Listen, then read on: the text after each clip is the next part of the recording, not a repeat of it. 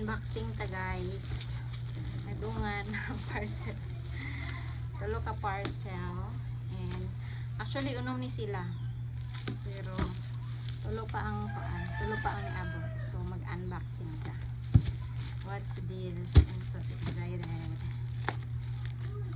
Kani is saan siya? Tignan ako sa inyo kung saan niya.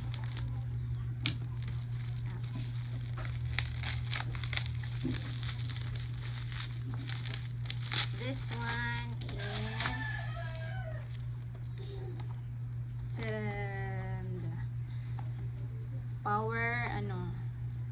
power saver. So pansakra daw ni siya, makatipid kag kuryente. Tanaw na to kung legit kay sayod ako ang kuryente. Tinood ba ni? May lang maubos atong kuryente ani, no? Then kasi may na lang maubos. Mostly mo kuryente maubos siya 2,000. Bisag mga 1,500 lang. Mura ra siya charger, pansak. Try na to kung legit yun maubos ang ato ang kuryente. Next is this one. Saan ni siya? Napay coming na ito nga parcel.